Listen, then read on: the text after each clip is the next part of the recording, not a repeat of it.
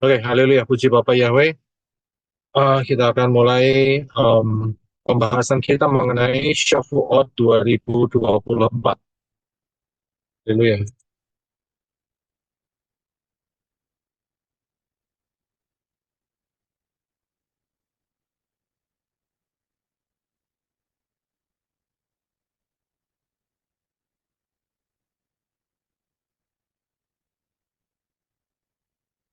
Sekali lagi saya mengucapkan untuk manusia-manusia Elohim, Happy Shavuot, Happy Pentakosta 2024. Ya, luar biasa. Kita sudah dipimpin oleh Roh Yahweh Elohim sampai tahun 2024 ini. Sangat dahsyat sekali. Dengan pembukaan daftar yang betul-betul ajaib. Seperti biasa, kita harus paham bahwa untuk memahami daftar Elohim, kita harus kembali ke akar pola Ibrani yang benar dan dengan sudut pandang yang benar. Ingat ya, dan dengan sudut pandang yang benar, yaitu setelah kematian dan kebangkitan Yeshua HaMashiach. Ini baru benar, saudara. Ya, jadi tempatkan posisi saudara di posisi yang benar. Karena di dalam posisi yang benar ini kita mendapatkan kekayaan yang luar biasa. Sedangkan di luar akar pola Ibrani, miskin adanya bahkan acak-acakan. Ya. Ingat juga bahwa Bapak Yahweh sudah memberikan the grand plan-nya di dalam daftar Elohim dan ada di dalam tangan saudara dan saya, yaitu dalam bentuk kitab-kitab, yaitu kitab Tanak dan Brit Kadasa. Istilah yang sering di luar sana dengar adalah perjanjian lama dan perjanjian baru. Ya, dan ayat-ayat yang tertera di dalam Tanak dan Brit Kadasa, perjanjian lama atau perjanjian baru, itu sudah memberikan banyak kode-kode penerangan mengenai terjadinya sejak penciptaan Syamayim sampai nanti di dalam kerajaan 1000 tahun. Oh, mohon maaf, bahkan lebih dari itu, yaitu di dalam Yerusalem dan bumi yang baru.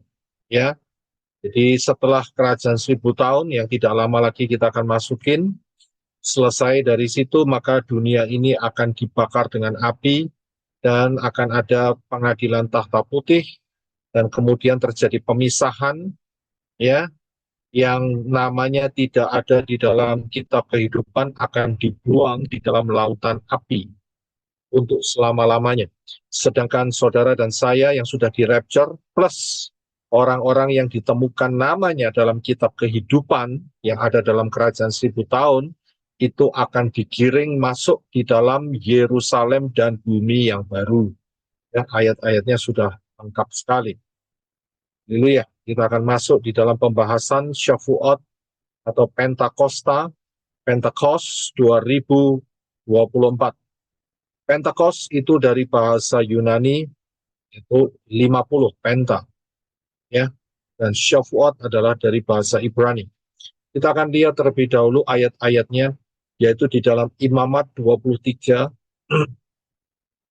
ya, Imamat 23 ayat 15 dan 16. Ya, 15 dan 16. Ini saja, sebetulnya ayatnya cukup panjang, saudara ya. Hampir seluruh daripada Imamat 23. Tapi kita ambil dua ayat terlebih dahulu untuk mendasari mengenai Shavuot atau Pentakos. Silakan Brother Henok. Imamat 23 ayat 15. Dan kamu harus menghitung bagimu dari hari setelah Sabat itu, dari hari kedatanganmu membawa berkas persembahan ayunan, itu harus genap 7 pekan. 16. Sampai pada hari setelah Sabat yang ketujuh, kamu harus menghitung 50 hari, dan kamu harus mempersembahkan persembahan sajian yang baru kepada Yahweh. Haleluya, terima kasih. Ya, terima kasih. Nah, kita harus paham, saya yakin saya harap saudara sudah mendengar apa yang saya sampaikan kemarin, yaitu saya beri saudara homework PR mengenai pengajaran ruah Yahweh Elohim dan juga the secret of speak in tongue, rahasia pengucapan lidah. Saya harap saudara sudah dengar dua itu. Kalau saudara sudah dengar dua itu, ya akan lebih mudah untuk dapat memahami apa yang saya sampaikan hari ini. Ya, tapi nggak apa-apa, ikutin saja terlebih dulu kalau saudara belum mendengar atau melihat kembali dua pengajaran itu. Setelah pengajaran ini, saudara ambil waktu untuk saudara bisa belajar di dalam dua pengajaran itu. Ya, bagi yang sudah, saudara, saya yakin saudara pasti akan mudah untuk menangkapnya. Itulah keuntungannya kalau saya berikan saudara homework, ya, atau PR. Ya, jadi kita harus tahu bahwa saya sudah menjelaskan di masa sebelum air bah itu dicurahkan, maka Yahweh itu berfirman. Firman yang ada di dalam Kejadian 6 ayat 3 dikatakan bahwa Yahweh berfirman, rohku tidak akan selamanya tinggal dalam manusia, karena mereka adalah manusia daging, manusia jasmani. Ya, jadi Bapak Yahweh sudah menyatakan, ruah Yahweh Elohim, rohnya itu tidak bisa menyatu dengan manusia. Ibarat air dan minyak, tapi jangan dikasih sabun ya. Jadi ibarat air dan minyak itu tidak bisa menyatu, saudara. Itulah kira-kira seperti itu. Ya, Bapak yang menyatakan rohku tidak akan selamanya bisa menyatu dengan manusia. Ya, bukan selamanya, maksud saya mulai saat itu, maksud saya. Karena apa? Karena manusia itu adalah daging. Dan manusia tanpa ruah Yahweh Elohim, tanpa roh daripada Bapa Yahweh, itu tidak lebih sama, ya hampir sama dengan bahkan lebih rendah daripada beast atau animal. Ya, seperti juga yang ayatnya bisa kita ambil yaitu di dalam 2 Petrus 2 ayat 22. Ini enak, ini gampang, 2 kepa ya. 2 kepa 222. Jadi ingatnya gampang. Silakan Brother Enoch untuk bisa baca buat kita. Terima kasih. 2 Petrus 2 ayat 22. Dan bagi mereka, benarlah perumpamaan ini. Anjing kembali ke muntahnya sendiri, dan babi yang telah dimandikan kembali ke kubangan lumpur. Ya, terima kasih.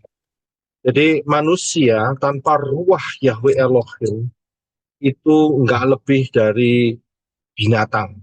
Binatang liar atau binatang jinak, pokoknya namanya binatang. Nah, sifat-sifatnya juga seringkali lebih buruk dari binatang.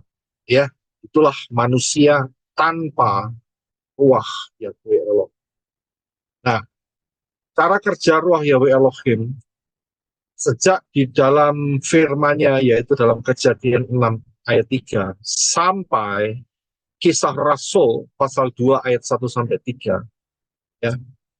Dan ini berselang hampir lebih dari 2000 tahun lebih ya. Ya, hampir 2000 tahun lebih ya. Itu cara kerja daripada ruah Yahweh Elohim itu hanya hinggap dan pergi. Ya, hinggap dan pergi. Saya tidak perlu menjelaskan lagi, saudara bisa dapat pengajaran ini di ruah Yahweh Elohim ya. Karena di sana lebih jelas penjelasan saya mengenai hal ini.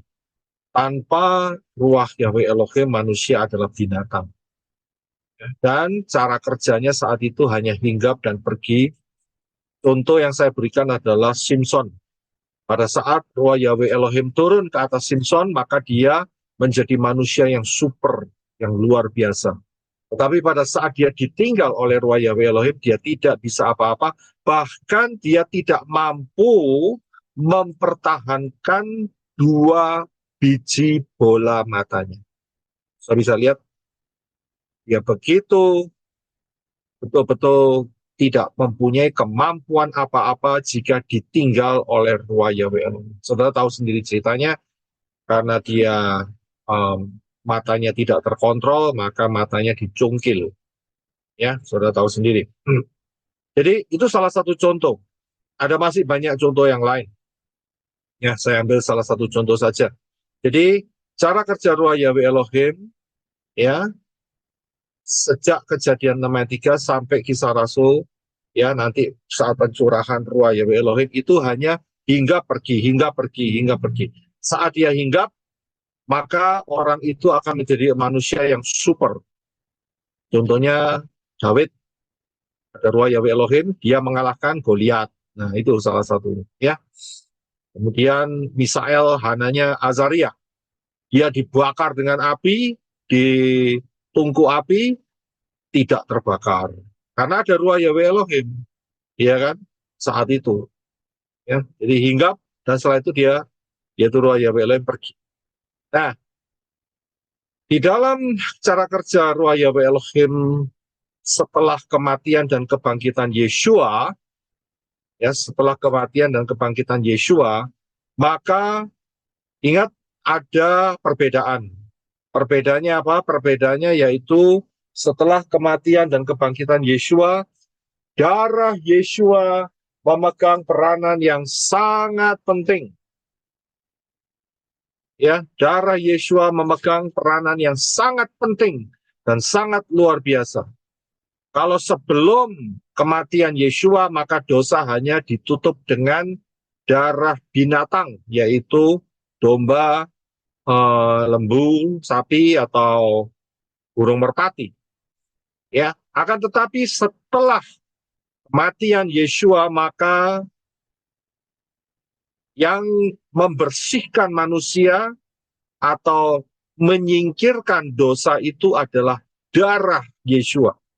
Darah, ya, Bapak Yahweh sendiri di dalam rupa manusia. Itulah yang mampu membersihkan. Dan karena itulah, ya, terjadi sebuah transformasi yang luar biasa, perbedaan yang luar biasa. Kalau dulunya Ruah Yahweh Elohim itu hinggap dan pergi, tetapi masa daripada setelah pencurahan Ruah Yahweh Elohim sampai nanti masa rapture, itu Ruah Yahweh Elohim tinggal, dwelling dalam hidup saudara dan saya, dalam tubuh saudara dan tubuh saya. Ingat Rabi Saul mengatakan, tidak tahukah kamu bahwa tubuhmu adalah Bait Elohim. Kita bisa lihat.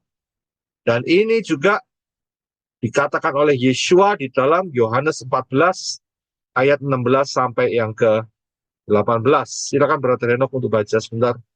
Terima kasih. Yohanes 14 ayat 16. Dan aku akan meminta kepada Bapa, dan dia akan mengaruniakan kepadamu penghibur yang lain, supaya dia tinggal bersama kamu selamanya. 17, yaitu roh kebenaran, yang dunia tidak dapat menerimanya, karena dunia tidak melihat dia, juga tidak mengenalnya. Namun kamu mengenalnya, karena dia tinggal bersama kamu dan akan berada di dalam kamu. Ya, terima kasih. Saudara paham ini, ayat ini? Yeshua mengatakan, dia tinggal bersama kamu selamanya. Dan kamu mengenal, kita mengenal, saudara dan saya mengenal. Karena apa? Karena Ruah Yahweh Elohim tinggal bersama kamu, bukan cuma tinggal. Dan dikatakan lebih jelas lagi, akan berada di dalam kamu. Jadi Ruah Yahweh Elohim bersarang, itu ceritanya begitu semua. Ya, bersarang di dalam tubuh kita, bersarang di dalam pikiran kita, bersarang di dalam kehendak kita, bersarang di dalam jiwa, roh, dan tubuh kita. Bisa lihat di sini. Inilah yang disebut dwelling. Nah, sekarang masalahnya, saudara memberikan akses atau tidak kepada Ruah Yahweh Elohim untuk mengkontrol hidup saudara. Rabi Saul mengatakan, kalau kamu penuh dengan Ruah Yahweh Elohim, hendaklah kamu juga dipimpin oleh Ruah Yahweh Elohim. Ada yang dipenuhi tapi nggak mau dipimpin. Nah, itu lama-lama bisa mendukakan Roh Kudus, mendukakan Ruah Yahweh Elohim. Ya, jadi saudara paham akan cara kerja keberadaan Ruach Yahweh Elohim di zaman kita sekarang ini.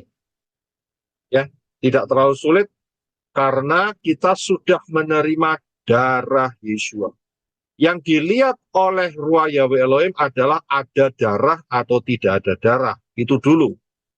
Ada darah, dia tinggal. Nggak ada darah, ya jalan dewe gitu loh. Ya jalan sendiri. Ya kan? Tapi juga pada saat dia tinggal, saudara harus memberikan dia akses.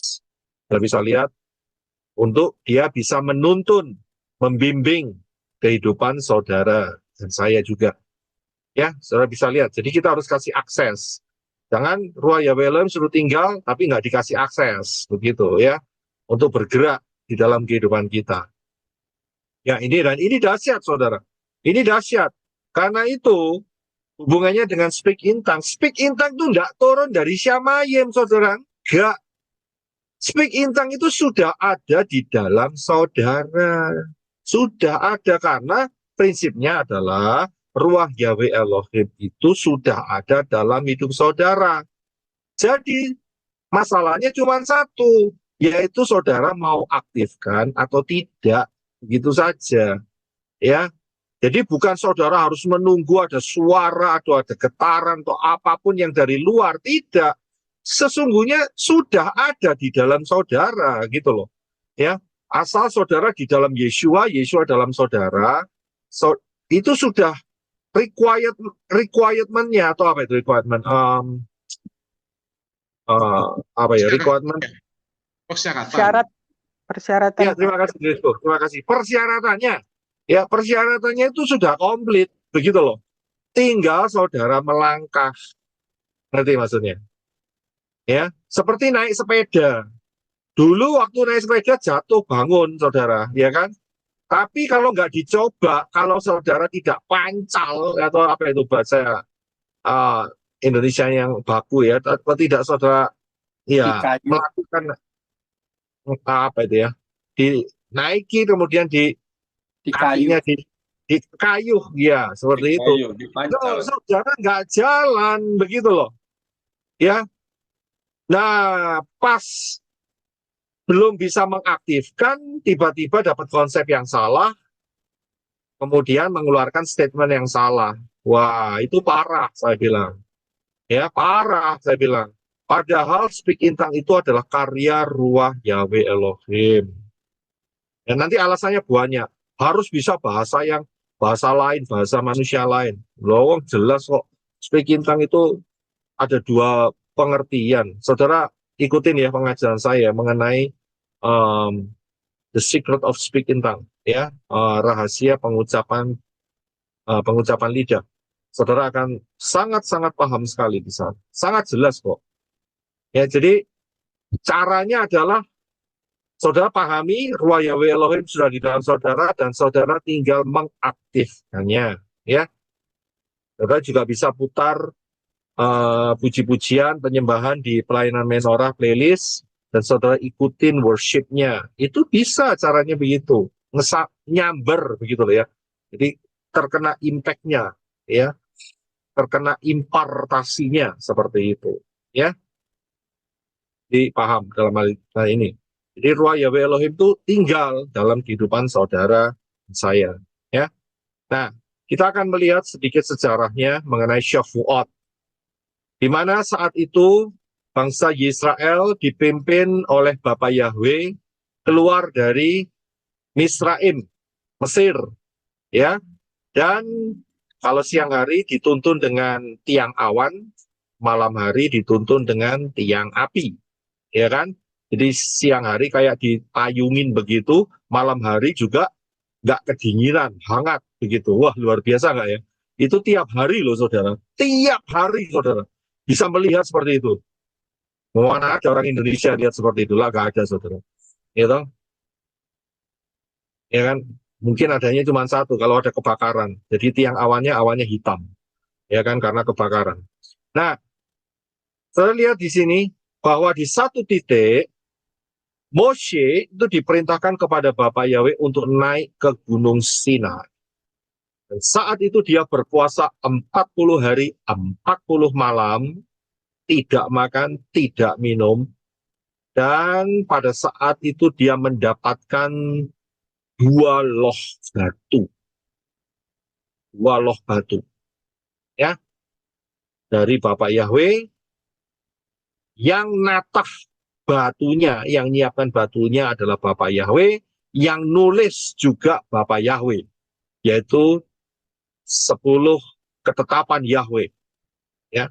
Nah, saudara tahu ceritanya, bahwa saat dia turun, lawang sudah puasa 40 hari 40 malam, tiba-tiba kok turun, dengar pesta di bawah. Ternyata mereka, ya, Mose dan Yosua saat itu melihat orang Israel kesetanan karena menyembah anak lembu emas yang mereka beri nama Yahweh juga. Itu kurang ajar, gitu loh ya. Nah, saudara bisa lihat ya, itu kisahnya seperti itu, bisa baca sendiri ya. Ya, jadi saudara bisa baca sendiri. Dan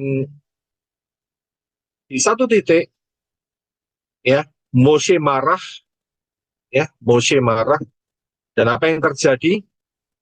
Kita bisa lihat Mose berkata kepada semua suku Israel, siapa di pihakku, ikut aku. Yang berpihak kepada Mose adalah keturunan dari Lewi. Ya, keturunan dari Lewi. Nah, apa yang terjadi? Keluaran 3 ayat 28. Inilah yang diperintahkan Mose, yaitu mereka harus membunuh saudaranya sendiri yang ikut di dalam penyembahan daripada anak lembu emas. Silakan Brother Henok bisa untuk membaca. Terima kasih. Keluaran 32 ayat 28. Dan anak-anak Lewi melakukan seperti perkataan Moshe. Maka pada waktu itu tewaslah dari bangsa itu lebih kurang 3.000 orang. Ya, sudah bisa lihat. Jadi pada saat hari itu, di mana Mose turun membawa Torah, ingat ya, pengertian Torah ini tuh luas, ya, pengertian Torah itu luas. Termasuk kita bisa mengatakan 2 loh batu itu adalah Torah Yahweh, ya. Jadi ingat ya, pengertian Torah itu luas. Tapi apa yang dibawa oleh Mose dari Gunung Sinai itu juga Torah, karena Bapak Yahweh memberikan instruksi, ya, pengajaran, itulah Torah juga. Saat turun, ya, kemudian terlihat orang Israel tergila-gila, ya kan, dan kemudian Mose memerintahkan untuk membunuh siapa saja yang involved atau berkenaan dalam penyembahan itu, dan yang mati 3.000 orang. Jadi saat Torah itu turun, itu yang mati 3.000 orang. Ini bicara mengenai apa? Torah itu kudus, ya, dan manusia itu daging. Itu dia. Kalau manusia yang daging itu kena sesuatu yang kudus dari Bapa Yahweh, maka tewaslah manusia. Kita bisa lihat, nggak mampu manusia ini menerima Torah, begitu loh. Ya, karena Torah itu kudus, dan yang mati 3.000 orang. Akan tetapi, ya, ingat ya, kita harus tahu perbedaannya. Saat ini, saat di mana Keluaran 3:28 itu adalah sebelum kematian Yesus. Walaupun, ya, kotoran dosa itu ditutupi oleh darah domba, darah binatang, itu pun tidak mampu membuat manusia mampu menerima Torah. Sudah bisa lihat, sehingga mati, tewas 3.000. Nah, peristiwa ini ternyata berulang kembali, saudara. Yaitu pada saat peristiwa Pentecost, Shavuot. Saat setelah kematian dan kebangkitan Yeshua, dan kemudian 50 hari setelah itu, nanti kita lihat ya, perhitungan ketepatannya ada di mana ya. Ya, saya ambil perkiraannya dulu ya. Tapi nanti kita akan di belakang daripada pengajaran ini saudara akan mengerti ya, mengapa kita merayakan Shavuot pada hari Minggu tanggal 16. Ya, kok tidak tanggal berapa ya? 12 ya. 12 ya. Ya, terima kasih. Terima kasih. Tanggal 12. Ini masih banyak saudara yang yakin saudara bingung. Ada yang bingung enggak? Tidak bingung. Tidak, Pak. Wah, karena tidak bingung berarti saudara sudah paham. Tidak, Pak. Nonton yang Matius 24 itu loh, ada petunjuknya. Iya, oke. Masih ada yang bingung. Oke, sini aja. Saudara, siapa yang bingung? Enggak apa-apa, ini bukan soal cari salah atau tidak salah. Yang bingung, saudara raise hand. Siapa yang masih bingung? Saudara bingung? Wih, nggak ada yang bingung. Wah, puji Bapak Yahweh lah kalau gitu. Berarti yang di luar sana yang bingung. Padahal saudara belum lihat penjelasan saya sudah nggak bingung. Wah, hebat nih. Puji Bapak Yahweh. Saudara dapat pengertian luar biasa ini sebelum saya khotbah ini berarti kalau gini ya. Karena ada ruah Yahweh, Pak. Nggak ada yang bingung. Iya kan? Iya baik kalau gitu. Ya, saya sih nggak yakin sih. Saya yakin saudara masih juga bingung juga, apalagi yang diintimidasi. Ya, pasti ada yang bingung juga gitu ya. Oke, saya akan lanjutkan. Ya, nah peristiwa itu berulang kembali, tetapi dengan satu kondisi yang berbeda. Bedanya apa? Yaitu di mana bedanya itu, yaitu pada saat pencurahan ruah Yahweh Elohim, Shavuot, Pentakos, itu Yesua udah mati dan udah bangkit. Jadi darahnya sudah dicurahkan. Nah, itu bedanya. Sehingga pada saat hari raya Pentakos atau Shavuot, juga yang diselamatkan itu 3.000. Silakan Brother Enoch bisa baca Kisah Rasul 241. Kisah Para Rasul 2 ayat 41. Kemudian sesungguhnya mereka yang menyambut gembira perkataannya itu, mereka dibaptiskan. Dan pada hari itu kira-kira 3.000 jiwa telah ditambahkan. Ya, terima kasih. Saudara bisa lihat, kalau pertamanya, Shavuot yang pertama, yaitu di mana Torah itu turun, maka 3.000 orang mati. Karena apa? Karena Torah itu kudus. Manusia itu masih ya di dalam posisi banyak tainya, banyak kotorannya karena hanya ditutup oleh darah domba, darah binatang. Maka yang tewas itu 3.000. Sedangkan hari raya Shavuot, Pentakos setelah kematian Yesua, ya, ingat, ruah Yahweh Elohim itu ya kudus. Sama kudusnya, dan ruah Yahweh Elohim itulah yang membawa Torah, yang memberikan Torah ya kepada Moshe, tetapi bedanya adalah saat hari raya Shavuot setelah kematian dan kebangkitan Yesua, darah Yesua sudah ada di dalam manusia-manusia yang beriman kepada Yesua. Kita bisa lihat, sehingga itulah yang memampukan manusia bisa hidup pada saat hari raya Pentakos. Ternyata apa yang terjadi? 3.000 jiwa diselamatkan, dibaptis. Sudah bisa lihat? Ya, sudah bisa lihat ya. Ini luar biasa, saudara, pengertian ini. Ya. Nah, dan Shavuot atau Pentakos itu mempunyai nilai 50. Karena penta, ya. Penta itu 50. Nah, kita akan melihat hal ini, yaitu mengenai 50. Kita tahu bahwa di dalam huruf-huruf Ibrani itu ada gematria, ya. Jadi gematrianya itu huruf Ibrani itu yang Alef, ya, yang atas ya, atas kiri ya. Memang ini seharusnya dari kanan ke kiri, tapi nggak apa-apa deh, supaya saudara nggak bingung. Ya, Alef, Bet, Gimel, Dalet, Hei, Vav, Zayin, Chet, Tet, Yod, Kaf, Lamet, dan terusnya sampai Tau. Ya, itu ada 22 huruf. Ya, setiap huruf itu punya angka gematria. Angka gematria Aleph 1, Bet 2, Gimel 3, Dalet 4, He 4, ya, Wow 6, Sayin 7, Chet 8, Tet 9, Yod 10. Setelah 10 bukan 11, tapi kelipatannya, yaitu Kaf.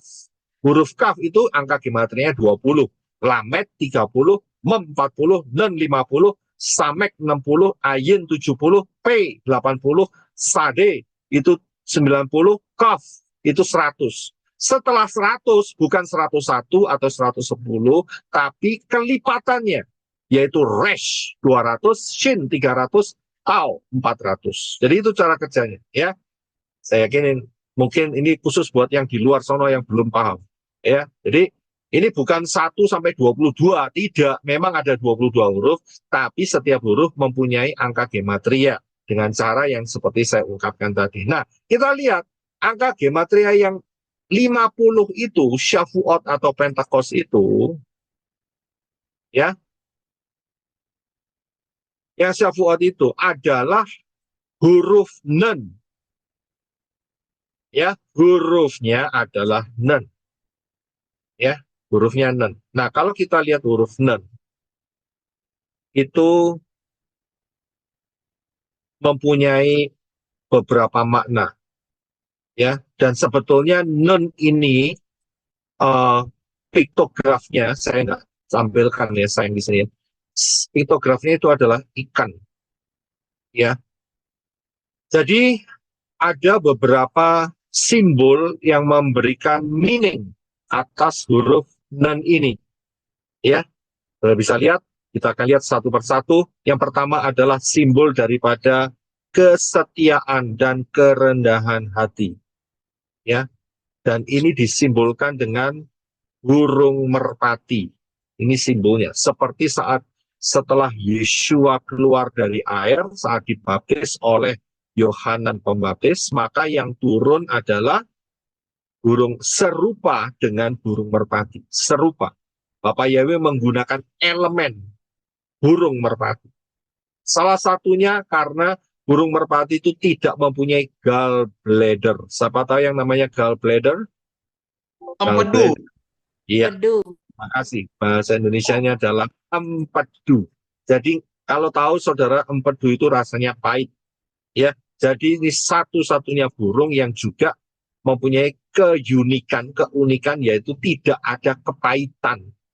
Ya, tidak mengandung pahit di dalam tubuhnya. Tidak punya empedu. Ya, ada pikiran pahit. Karena itu dia bisa mempunyai simbol yaitu faithfulness, kesetiaan. Dan juga kerendahan hati. Nggak ada rasa pahit, saudara. Ya, nggak menyimpan kepahitan juga. Ya, inilah salah satu maknanya. Kemudian, yang berikutnya adalah angkanya adalah 50. Dan 50 itu berhubungan dengan Yobel. Nah, kalau kita sudah lihat Yobel, maka kita tahu bahwa Yobel itu adalah tahun rest atau perhentian. Kemudian tahun restoration, yaitu tahun pemulihan. Dan kemudian release, kelepasan. Ya, kelepasan dari perbudakan. Nah, betul kan?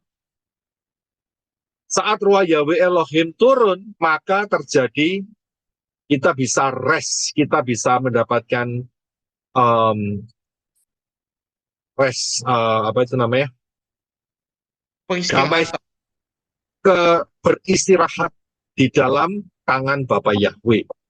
Bisa rest, Saudara bisa lihat, dan kita bisa release dari segala ikatan-ikatan. Ya, dari segala ikatan-ikatan.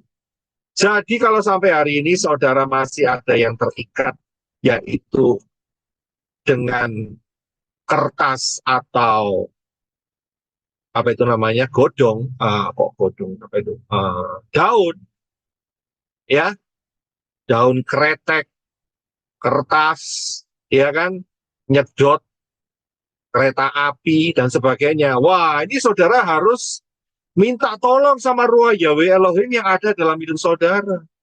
Jangan terikat lagi. Itu yang minimum loh saudara. Belum lagi yang lainnya.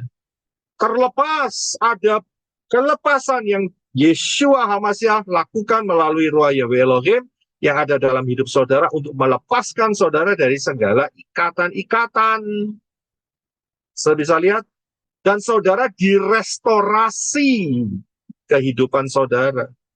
Ya, Yeshua mengatakan, Rabbi Saul mengatakan di dalam Yeshua kamu adalah ciptaan yang baru. Yang lama telah berlalu, yang baru datang. Ya, terus saudara terus diperbaharui, direstorasi.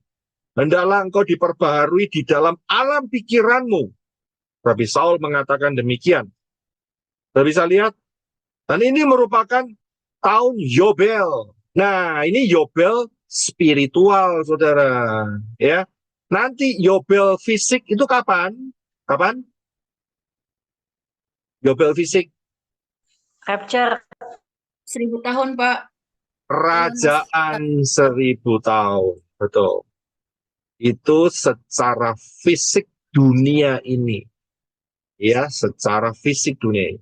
Rapture juga, ya, itu merupakan Yobel secara fisik sebelum masa 666. Oke? Jadi saudara paham ya. Jadi ada unsur di sini. Kemudian juga ternyata, ya, huruf Nun ini, huruf Ibrani Nun ini juga mempunyai makna yaitu kingdom, kerajaan, dan pewaris tahta. Ya, pewaris tahta. 1 Kepa 2 ayat 9 dan Wahyu 19 ayat 7. Silakan Brother Enoch. 1 Kepa, pasal 2 ayat 9.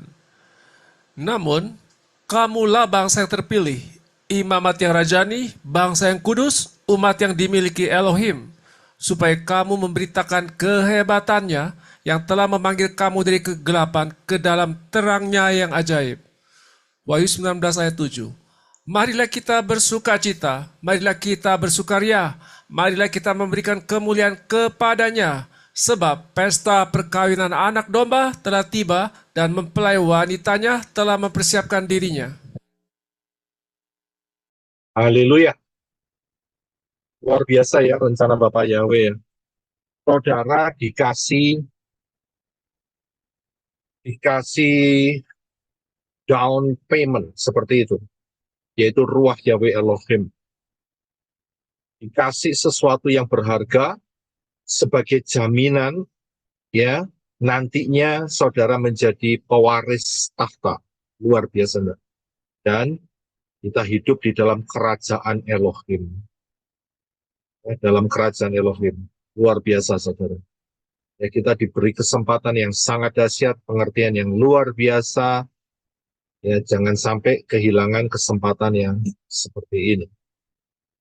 Ya, suatu kali nanti kita menjadi mempelai Yeshua HaMashiach. Selama di bumi ini kita juga adalah imamat yang rajani, bangsa yang kudus, dan kita dimiliki oleh Elohim Yahweh. Umat yang dimiliki oleh Elohim Yahweh.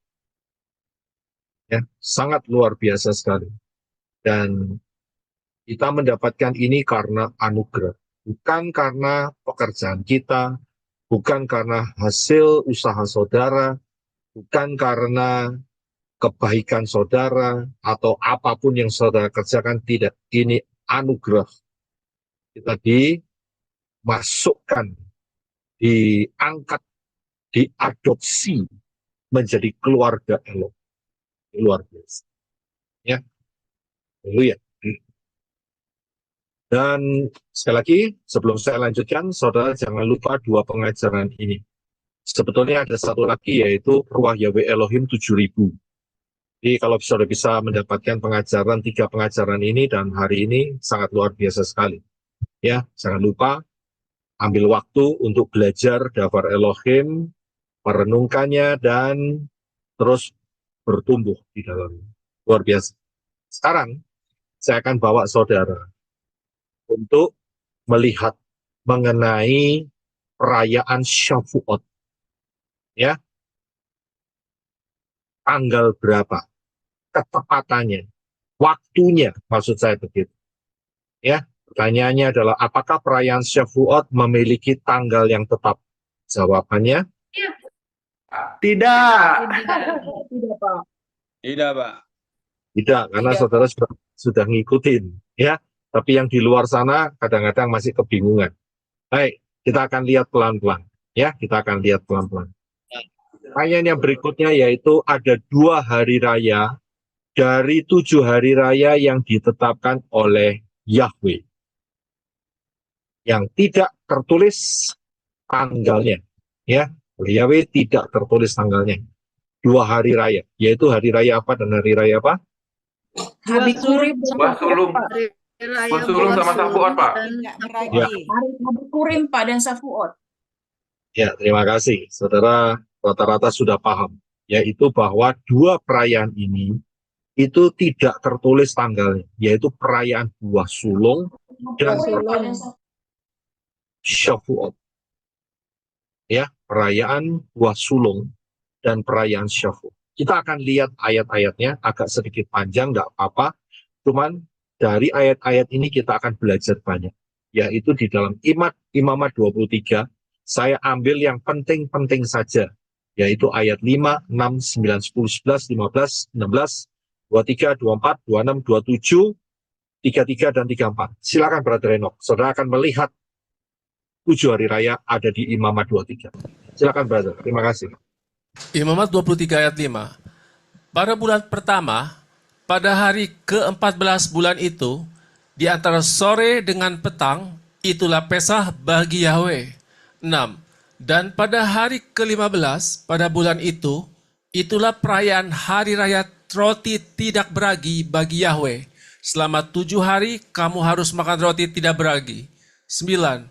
Dan berfirmanlah Yahweh kepada Moshe dengan mengatakan, 10. Berbicaralah kepada Bani Israel, dan engkau harus mengatakan kepada mereka, ketika kamu masuk ke negeri yang akan kuberikan kepadamu, dan kamu menuai hasilnya, maka kamu harus membawa berkas hasil pertamamu kepada imam. 11. Dan dia harus mengayun-ngayunkan berkas itu di hadapan Yahweh sebagai kerelaanmu. Pada keesokan hari setelah Sabat, haruslah imam itu mengayun-ngayunkannya, atau perayaan buah sulung. 15. Dan kamu harus menghitung bagimu dari hari setelah Sabat itu, dari hari kedatanganmu membawa berkas persembahan ayunan, itu harus genap 7 pekan. 16. Sampai pada hari setelah Sabat yang ke-7, kamu harus menghitung 50 hari, dan kamu harus mempersembahkan persembahan sajian yang baru kepada Yahweh, yaitu perayaan Shavuot. 23. Dan berfirmanlah Yahweh kepada Moshe dengan mengatakan, 24. Berbicaralah kepada Bani Israel dengan mengatakan, dalam bulan ke-7 pada tanggal 1 bulan itu, haruslah itu menjadi Sabat bagimu, suatu peringatan peniupan nafiri, suatu pertemuan kudus. 26. Dan berfirmanlah Yahweh kepada Moshe dengan mengatakan, 27. Demikian pula, pada tanggal 10 pada bulan ke-7, itulah hari penebusan. Itu harus menjadi pertemuan kudus bagimu, dan kamu harus merendahkan dirimu dan mempersembahkan persembahan api-apian kepada Yahweh. 33. Dan berfirmanlah Yahweh kepada Moshe dengan mengatakan, 34. Berbicaralah kepada Bani Israel dengan mengatakan, pada hari ke-15 bulan ke-7, itulah hari raya pondok daun, 7 hari bagi Yahweh.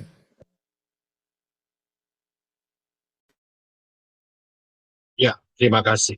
Saudara bisa lihat ya, inilah ayat-ayat dan saudara lihat yang saya beri highlight merah, ya. Saudara bisa lihat tanggal-tanggalnya, hari ke-14, hari ke-15, tanggal 1, kemudian tanggal 10, kemudian ada lagi ayat 34, hari ke-15. Ya, saudara bisa lihat. Sedangkan yang saya tulis ayat 11 dan ayat 16, perayaan buah sulung, itu nggak ada tanggalnya. Ya, dan juga ayat 16, perayaan Shavuot juga tidak ada tertulis tanggalnya, nggak ada. Ya, perhatikan tanggalnya ya. Untuk bulannya ngikutin saja ya, ngikutin saja. Jadi kita ngomong soal tanggalnya aja. Nah, ini sangat jelas sekali bahwa dari 7 hari raya itu ada 5 hari raya yang punya tanggal dan bulan, ya, yang punya tanggal terutama, ya. Hanya 2 yang tidak ada, yang tidak tertulis, yaitu perayaan Buah Sulung dan Syawal. Saudara lihat, kalau saudara perhatikan, saudara Google sendiri saja nggak masalah. Saudara cek bahwa di tradisi yang saudara cek nanti di Google, ya, yang menyatakan mengenai perayaan Buah Sulung dan Syawal, itu akan muncul suatu list tanggal, saya berikan di sini, yaitu mulai tahun 2021 sampai tahun 2031. Ini supaya untuk memudahkan saudara dapat mencerna. Tanggal Gregoriannya, yaitu tulisan start dan end. Saudara perhatikan, itu adalah kalender Gregorian. Sunday, March 28, ini yang tahun 2021 ya. Sampai ends-nya adalah Sunday, May 16. Mei 16. Kemudian tahun 2022, ya, Days of Omer, ya, penghitungan Omer, yaitu mulai Sabtu, April 16 sampai Sabtu, Juni 4. Ini Gregorian. Nah, kalau saudara lihat di dalam kalender Ibrani sebelah kanan sendiri, Hebrew dates, ya, tanggal-tanggal Ibrani, maka tanggalnya tetap, yaitu 16 Nisan sampai 5 Sivan. Ya, saya ambil contoh. Days of Omer, ya, hari perhitungan Omer tahun 2021, itu Ibraninya, kalender Ibraninya adalah 16 Nisan sampai 5 Sivan, 5781. Saya kasih satu list lagi. Tahun 2022. Ya, lihat Ibraninya, kalender Ibrani tetap 16 Nisan sampai 5 Sivan, 5782. Saya paham ya. Yang berubah-ubah di sini adalah Gregoriannya karena ngikutin. Ya, sedangkan yang tetap adalah 16 Nisan dan 5 Sivan. Kita tahu. Tadi di atas kan dilihatkan kan, tanggal 14 Nisan, mundur sedikit ya, ayat 5 ya, 14 Nisan itu Pesah, betul ya. 15 ayat 6, 15 hari yang ke-15, hari ke-15, hari ke-15 bulan itu adalah perayaan roti tak beragi. Jadi 14 itu adalah Pesah, bulan itu maksudnya bulan Nisan. Dan 15 adalah roti tak beragi. Nah, kalau kita lihat daftar ini, maka 16-nya itu adalah perayaan Buah Sulung. 16-nya. Oke? Dan dihitung 50 hari. Jatuhnya adalah 5 Sivan. Ya, 5 Sivan. Kita lihat tahun 2024. Saudara perhatikan. Nomor 4 dari atas. 2021, 2022, 2023, 2024. Ini paling gampang. Karena tahun kita sekarang. Ya. Kita tahu bahwa perayaan roti tak beragi itu jatuhnya tanggal 22 April 2024. Sehingga kalau dikonvertkan ke dalam kalender Ibrani, maka itu adalah 15 Nisan.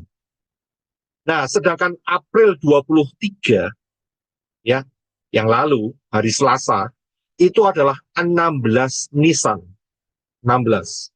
Dan inilah yang disebut mereka adalah perayaan Buah Sulung. Karena itu kalau dihitung 50 hari setelah April 2023, jatuh maka tanggal Juni 11, minggu yang lalu.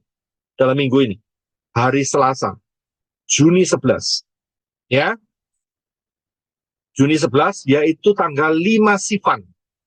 tahunnya adalah 5784. Hari ini tahun Ibrani adalah 5784, tahun Gregorian 2024. Paham ya?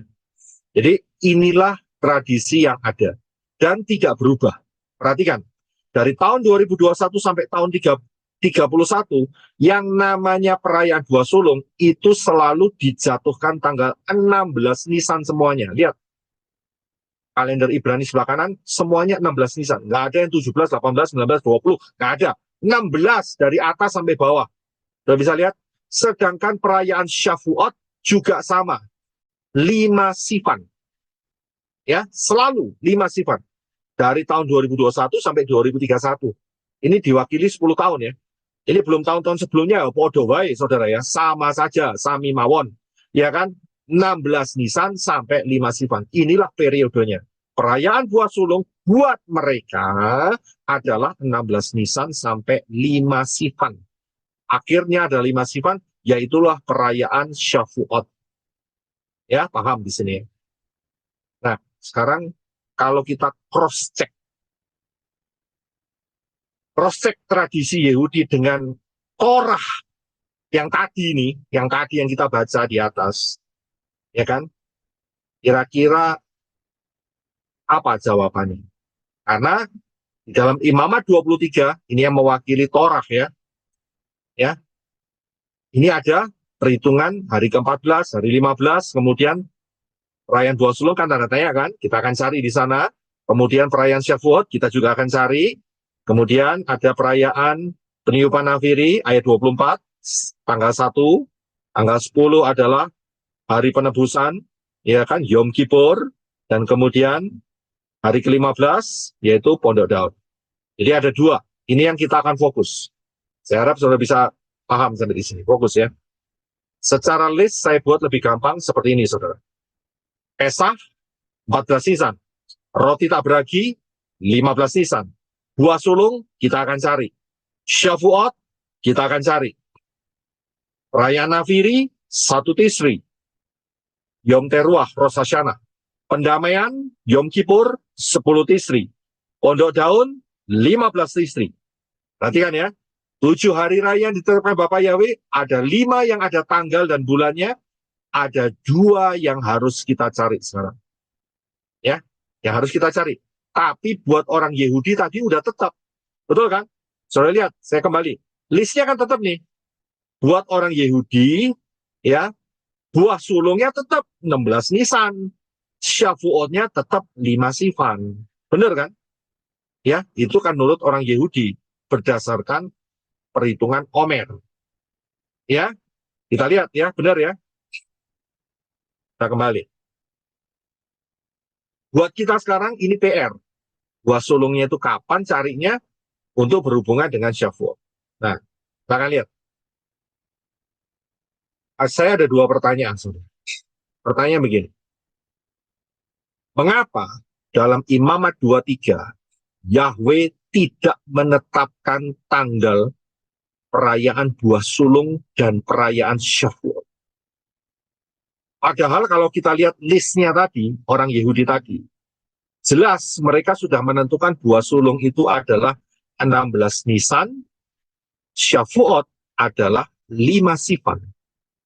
Betul ya? Kalau kita lihat listnya tadi.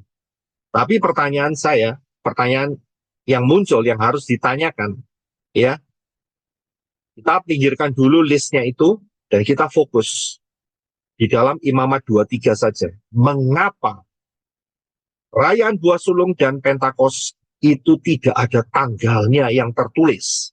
Nggak seperti Pesah. Ya. Nggak seperti Pesah, nggak seperti roti tak beragi. Kalau Pesah 14 Nisan, roti tak beragi, ya, roti tak beragi ada 15 Nisan, ya, Nafiri itu 1 Tisri, pendamaian 10 Tisri, Pondok Daun 15 Tisri. Itu kan ada semua, saudara. Pertanyaannya adalah, apakah sulit bagi Yahweh untuk menetapkan tanggal perayaan Buah Sulung dan Shavuot? Apakah sulit? Tidak sulit. Tidak sulit, Pak. Nggak sulit toh mestinya. Betul kan? Nggak sulit. Loh, bukti ini menurut listnya tadi itu kan sudah kelihatan tuh. 16 Nisan sampai 5 Sifan. Yang buah sulung 16 Nisan dan yang Syafuot adalah 5 Sifan. Lah mengapa kok Bapak Yahweh kok ya repot-repot begitu loh? Kok bikin kita bingung seolah-olah ya, seolah-olah.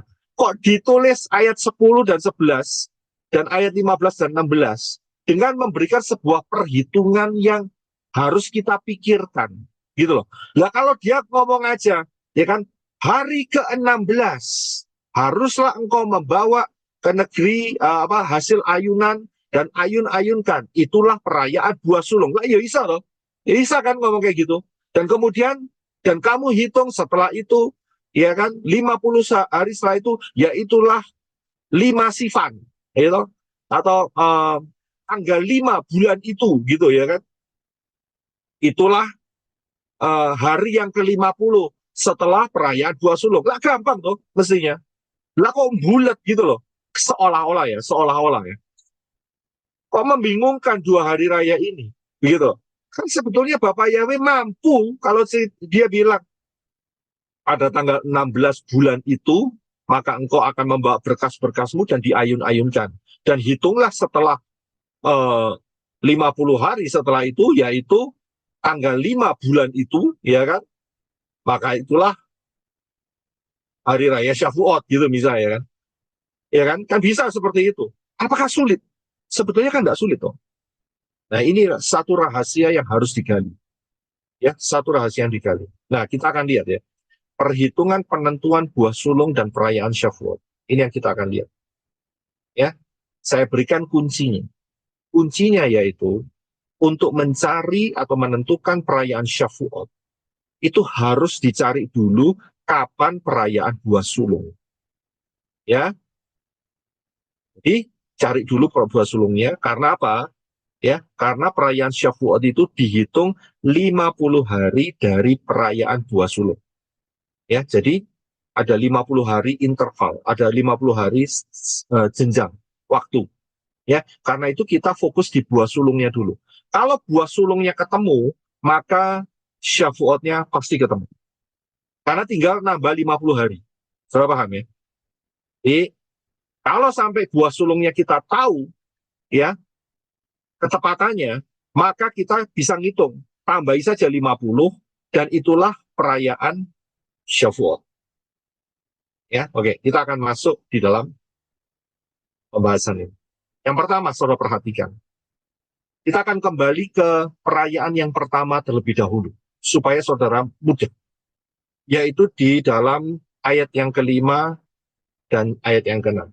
Tadi kita sudah baca, saudara bisa baca sendiri, karena kita sudah baca, yaitu hari ke-14 adalah Pesah. Betul ya? Jadi Pesah itu selalu hari yang ke-14, tanggal 14, itu maksudnya begitu. Bulan itu maksudnya bulan apa? Bulan Nisan. Ya. Dan kemudian besoknya, hari ke-15, itu perayaan roti tidak beragi. Yom Hamatsah. Sudah bisa lihat? Ya, cuma beda 1 hari. Ya, beda 1 hari. Nah, saudara perhatikan di sini. Saya masukkan box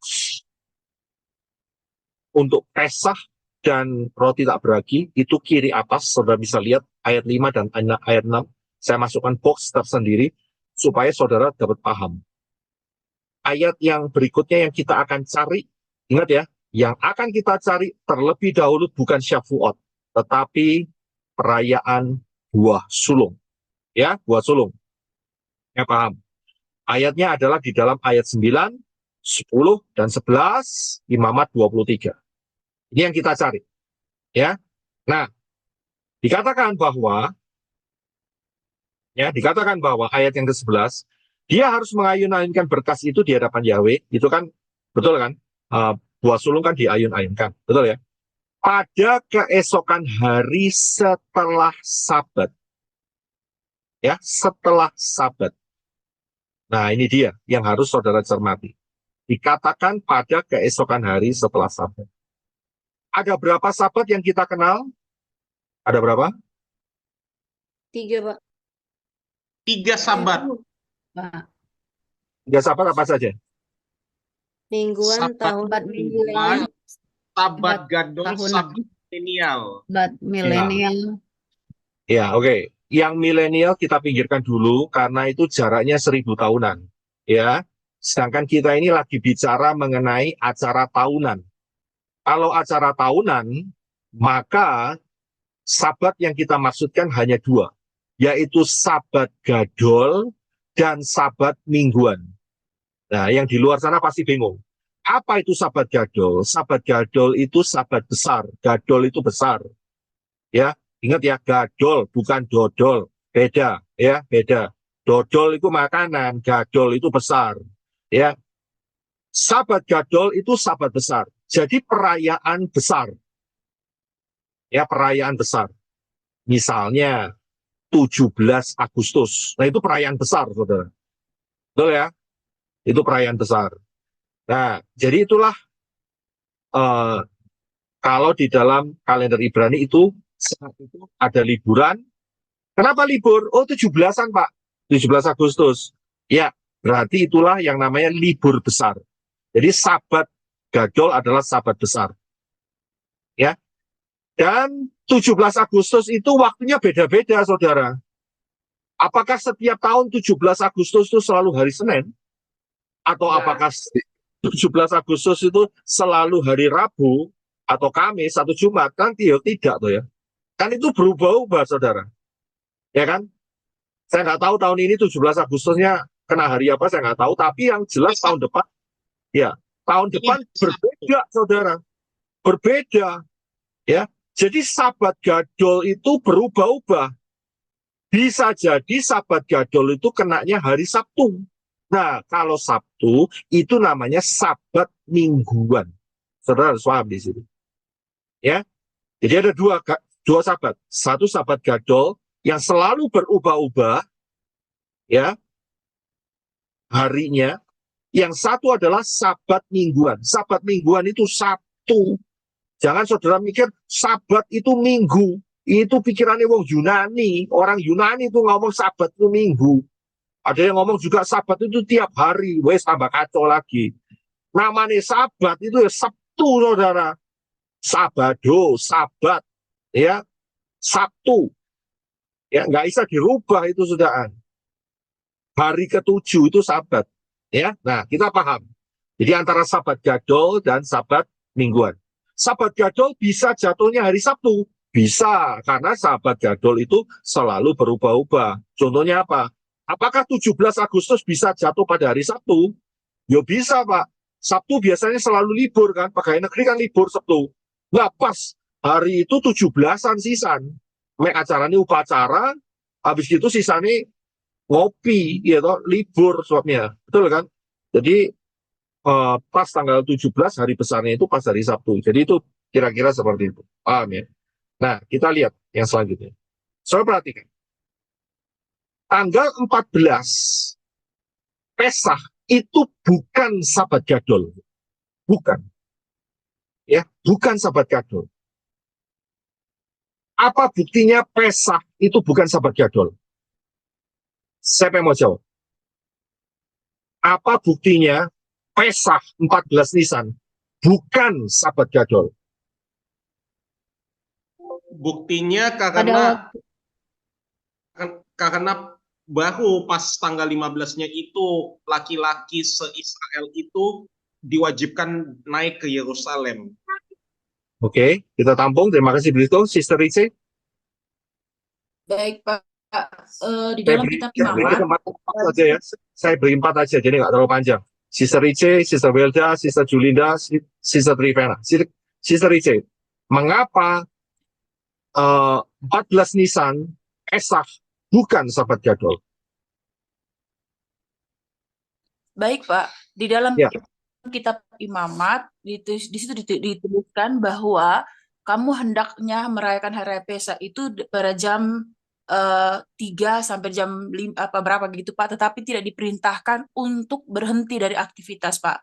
Beda dengan untuk perayaan hari raya roti tak beragi, di situ jelas sekali Bapak Yahweh perintahkan untuk harus berhenti dari segala aktivitas.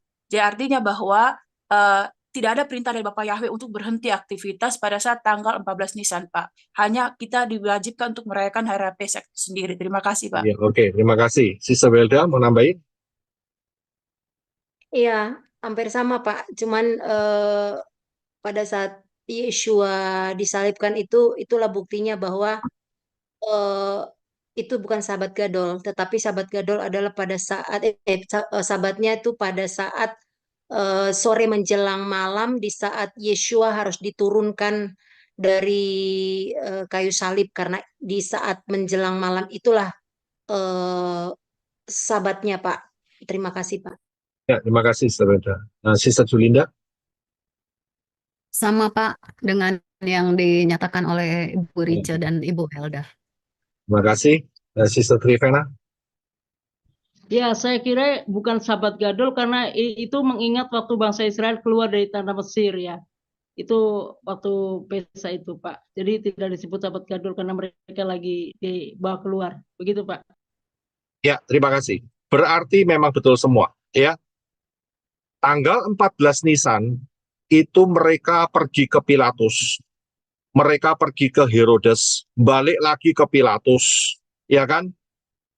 Mereka jalan mondar-mandir dari Yerusalem pergi ke Galilea, balik lagi ke Yerusalem, ya kan? Terlihat kalau Sabat nggak boleh jalan-jalan, saudara, nggak boleh keluyuran, dan tidak boleh mengadakan aktivitas. Saat itu orang ramai sekali lihat bukan trial, apa itu trial?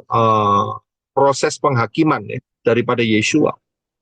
Jadi 14 Nisan itu bukan Sabat Gadol. Yang Sabat Gadol itu adalah roti tidak beragi. Satu hari setelah itu, tanggal 15. Nah, masalahnya di sini yang muncul. Ayat 11 yang menyatakan hari raya buah sulung dikatakan, dan dia harus mengayun-ayunkan berkas itu di hadapan Yahweh sebagai kerelaanmu pada keesokan hari setelah Sabat. Anda bisa lihat? Pada keesokan hari setelah Sabat. Nah, pertanyaannya ini adalah, ini Sabat apa? Ayat yang ke-11 ini. Sabat mingguan, Pak. Sabat gadol atau Sabat mingguan. Nah, ya kan? Tadi kita Sabat mingguan. Pertama Pak. ya kan? Hari Sabat pertama mingguan. Pak. Tapi kan tulisannya cuma Hari Sabat doang, pertama itu, Pak. ya kan? Kan nggak ada di tulisan saudara Imamat 23 ini setelah Sabat gadol atau Sabat mingguan, kan nggak ada. Ini yang kadang-kadang orang salah mengerti di sini. Ini Sabat apa? Nah, kita akan cari prinsipnya. Kita akan masuk di satu pengertian. Saudara harus paham, ya, saudara harus paham bahwa bangsa Israel ini, ya, menolak Yeshua HaMashiach sebagian besar, dan itu diwakili oleh para imam kepala. Ingat ya, jadi bangsa Israel saat itu, saat Yeshua ada di situ, itu menolak Yeshua. Ayatnya kita akan lihat beberapa. Silahkan Brother Henok baca Yohanes 19 ayat 14 dan 15 serta Matius 27 ayat 25. Silakan. Yohanes 19 ayat 14 dan 15. Dan hari itu adalah persiapan Pesah dan kira-kira jam ke-6. Dan dia berkata kepada orang-orang Yahudi itu, "Lihatlah rajamu." Namun mereka berteriak, "Enyakan, enyakan, salibkan dia." Pilatus berkata kepada mereka, "Haruskah aku menyalibkan rajamu?" Imam-imam kepala itu menjawab, "Kami tidak mempunyai raja selain Kaisar." Matius 27 ayat 25. Dan sambil menanggapi, seluruh rakyat itu berkata, "Darahnya ada atas kami dan atas anak-anak kami." Ya, terima kasih. Saya bisa lihat orang-orang Israel diwakili oleh para pemimpin mereka menolak Yeshua. Jelas ya ayatnya. Yang berikut. Di dalam Matius 27 ayat 62 sampai 65. Kalau saudara lihat ayat ini, mereka setelah kematian Yeshua, mereka pun juga menolak Yeshua. Silakan, Brother. Matius 27 ayat 62. Dan keesokan harinya, yaitu sesudah persiapan, para imam kepala dan orang-orang Farisi dikumpulkan ke hadapan Pilatus. 63 dengan mengatakan, Tuan, kami ingat bahwa si penyesat itu ketika masih hidup pernah berkata, Aku dibangkitkan sesudah 3 hari. 64. Oleh karena itu, perintahkanlah agar kubur itu diamankan hingga hari ketiga, supaya para muridnya yang datang pada malam hari tidak dapat mencuri dia dan mengatakan kepada rakyat, dia sudah dibangkitkan dari antara orang mati, dan penyesatan yang kemudian akan jadi lebih buruk daripada yang pertama.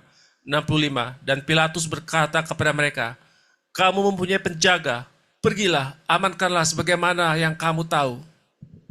Ya, sudah bisa lihat, mereka sendiri mengamati apa yang diucapkan oleh Yeshua. Ya, mereka bukan orang bodoh, mereka ingat apa yang dikatakan Yeshua. Yeshua berkata, 3 hari 3 malam, tanda Nabi Yonah. Seperti itulah anak manusia akan berada 3 hari 3 malam di dalam perut bumi. Mereka aware loh saudara, mereka tahu, mereka sadar. Karena itu mereka datang kepada Pilatus untuk minta supaya dikasih penjaga. Bisa lihat? Karena mereka tahu, kalau sampai itu terjadi, waduh, bubarlah ceritanya mereka. Begitu loh, ceritanya begitu ya. Dan mereka mengatakan Yeshua adalah si penyesat. Kita lihat apa yang terjadi setelahnya, yaitu Matius 28 ayat 11 sampai 15. Silakan Brother. Matius 28 ayat 11. Dan sementara mereka pergi, tampaklah beberapa orang penjaga yang masuk ke kota. Mereka memberitahukan kepada para imam kepala segala hal yang telah terjadi. 12. Dan setelah dikumpulkan bersama para tua-tua dan dengan mengambil kesepakatan, mereka memberikan banyak keping perak kepada para prajurit itu. 13. Sambil berkata, katakanlah bahwa para muridnya mencuri dia dengan datang pada malam hari sementara kami tertidur. 14. Dan sekiranya hal ini terdengar oleh gubernur, kami akan membujuknya dan akan membuat kamu lepas dari kekhawatiran. 15. Dan setelah menerima uang perak itu, mereka melakukan sebagaimana mereka telah diajari. Dan perkataan ini telah tersiarkan antara orang-orang Yahudi sampai hari ini. Iya, terima kasih. Saya bisa perhatikan ya, apa yang terjadi sebelum kebangkitan Yeshua dan setelah kebangkitan Yeshua. Mereka betul-betul sepakat, ayat 12. Ya, dengan mengambil kesepakatan. Siapa itu? Yaitu dikumpulkan bersama para tua-tua. Jadi pemimpin-pemimpin Israel betul-betul menolak kebangkitan Yeshua. Menolak Yeshua, ya, termasuk menolak kebangkitannya. Ya, betul-betul mereka sepakat dan mereka mengambil langkah yang sangat nyata bahwa mereka menolak proses kebangkitan Yesus. Ya, oke. Pahami ini, saya akan bawa saudara, nanti kita sedikit mungkin akan kembali, ya. Saudara perhatikan, saya akan masuk terlebih dahulu mengenai, saya akan tambahkan, mereka bukan cuma menolak Yeshua saja, bahkan mereka menolak ruah Yahweh Elohim, yaitu Markus 3 ayat 22, 28 dan 30. Silakan Brother. Markus 3 ayat 22. Dan para ahli kitab yang turun dari Yerusalem berkata, dia memiliki Beelzebul, dan dengan penghulu roh-roh jahat dia mengusir roh-roh jahat. 28. Sesungguhnya aku berkata kepadamu bahwa semua dosa anak-anak manusia akan diampunkan, juga hujat sebanyak apapun yang telah mereka hujatkan. 29. Namun, siapa saja yang menghujat terhadap Roh Kudus, ia tidak mendapatkan pengampunan selamanya. Sebaliknya dia pantas mengalami hukuman kekal. 30. Sebab mereka, yaitu para ahli kitab, berkata, dia memiliki roh najis. Ya, terima kasih. Saya bisa lihat, bukan cuma Yeshua saja yang ditolak, tetapi mereka sudah melampaui garis merah, garis batas, yaitu mereka mengeraskan hati, dan itulah yang disebut sebagai penghujatan terhadap ruah HaKodesh. Ya, hujatan terhadap Roh Kudus. Nyata-nyata Yeshua adalah Bapa Yahweh sendiri dan banyak mujizat, tetapi mereka buta dan mereka mengambil kesimpulan bahwa di dalam Yeshua ada Beelzebul, penghulu roh-roh jahat. Ini kurang ajar, begitu. Ya, jadi mereka betul-betul menolak Yeshua dalam segala hal, dari mujizatnya, dari kesaksian-kesaksian, dari pengajaran Yeshua, ya, juga manusiawinya Yeshua juga minta disalibkan, termasuk ya bangkitannya itu juga ditolak. Ini ditolak. Ya, oke.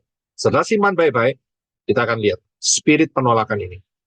Nantinya, bisa akan masuk di dalam fase yang ini, yaitu mengenai bagaimana menentukan perhitungan perayaan Dua Sulung dan perayaan Shavuot. Yaitu kita harus melihat dari sudut pandang yang benar. Itu lihat Yeshua HaMashiach sebagai penggenapannya. Ya. Nah, ada satu peristiwa di mana setelah Yeshua bangkit dari antara orang mati, terdapat di dalam Yohanes 20 ayat 15 sampai 17, inilah merupakan titik perayaan Dua Sulung, yaitu Yohanes 20 15 sampai 17. Silakan Brother Reno. Yohanes 20 ayat 15. Yeshua berkata kepadanya, "Hai wanita, mengapa engkau menangis? Engkau itu mencari siapa?" Karena mengira bahwa dia adalah tukang kebun. Dia berkata kepadanya, "Tuan, jika engkau telah membawa dia, katakanlah kepadaku di manakah engkau telah meletakkan dia, maka aku akan mengambil dia." 16. Yeshua berkata kepadanya, "Hai Maria," sambil menoleh, maka dia berkata kepadanya, "Rabi," itulah yang disebut guru. 17. Yeshua berkata kepadanya, "Janganlah menjabah aku, sebab aku belum naik kepada Bapa-Ku. Namun pergilah kepada saudara-saudaraku dan katakanlah kepada mereka, aku naik kepada Bapa-Ku dan Bapamu, juga Elohimku dan Elohimmu." Iya. Ya, terima kasih. Sudah bisa lihat, ini sebetulnya saya harus ganti bukan Maria tapi Miriam. Ya, Miriam. Ini yang betul. So lihat, saat Miriam Magdalena ini, dia mencoba untuk menahan Yeshua. Yeshua mengatakan satu kalimat di dalam ayat 17. Dikatakan, "Jangan menjamah aku, sebab aku belum naik kepada Bapakku." Jadi saat itu Yeshua bangkitnya itu Syabat. Yeshua bangkit Syabat, dia bangkit tidak sendiri, saudara. Bangkit bersama siapa? Oh, Ya, para orang kudus, ya, nabi-nabi yang bersama dengan para orang kudusnya, ya kan?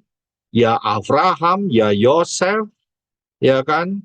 Dan kemudian Yeremia, ya Yesaya, Yehezkiel, Daniel, Misael, Hananya, Azaria, ya kan? Para nabi. Nah, saat Yeshua sudah keluar hari Sabat, ternyata dia nggak langsung naik ke Syamayim. Enggak. Dia masih berada di bumi dan para manusia-manusia itu, ya, yang dibangkitkan dia itu, dia masuk ke Yerusalem, menampakkan diri kepada banyak orang. Ya, Matius 27 ayat 53. Sesudah kebangkitan Yeshua, mereka keluar dari kubur lalu masuk ke kota kudus, yaitu Yerusalem, dan menampakkan diri kepada banyak orang. Nah, baru setelah ini, ya, besoknya, hari Minggunya, ya kan, terjadi peristiwa Yeshua ketemu dengan Miriam saat itu. Nah, di dalam Efesus 4 ayat 8 sampai 10, ya coba kita baca ya. Silakan Brother Reno. Efesus 4 ayat 8. Oleh karena itu dia berkata, seraya naik ke tempat tinggi, dia menggiring tawanan dan memberikan pemberian-pemberian kepada manusia. 9. Dan bahwa dia telah naik, apakah itu selain bahwa dia pun pertama-tama telah turun ke bagian bumi yang lebih bawah. 10. Dia yang telah turun adalah juga dia yang telah naik ke atas segala langit, sehingga dia dapat menggenapi segala sesuatu. Ya, terima kasih. Saudara bisa melihat di sini, inilah sebetulnya yang merupakan penggenapan daripada peristiwa buah sulung. Karena Yesua membawa semua jiwa-jiwa yang telah dibangkitkan yang ada dari dalam satu tempat yang namanya pangkuan Abraham, ya, dia bawa kehadirat Bapa Yahweh, ya, di Syamayim dibawa. Inilah yang disebut sebagai peristiwa unjukan, peristiwa buah sulung, ya. Ayatnya jelas, dan pada hari apa terjadinya? Tidak lain adalah pada hari Minggu. Ayatnya di dalam Yohanes 20 ayat 1. Silakan Brother Eno. Yohanes 20 ayat 1.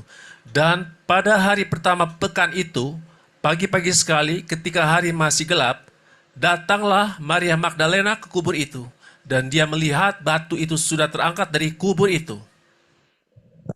Terima kasih. Sudah bisa lihat, jadi perayaan buah sulung itu selalu jatuhnya pada hari Minggu.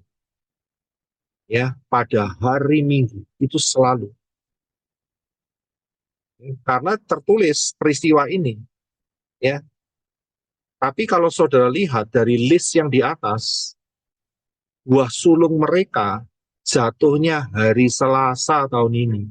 Kita bisa lihat, padahal berdasarkan peristiwa ini, karena sudut pandang kita adalah Yesua, maka kita bisa menentukan, ayatnya jelas, pada hari pertama pekan itu, ya, minggu itu, pada hari pertama hari apa? Ya, hari Minggu, ya kan?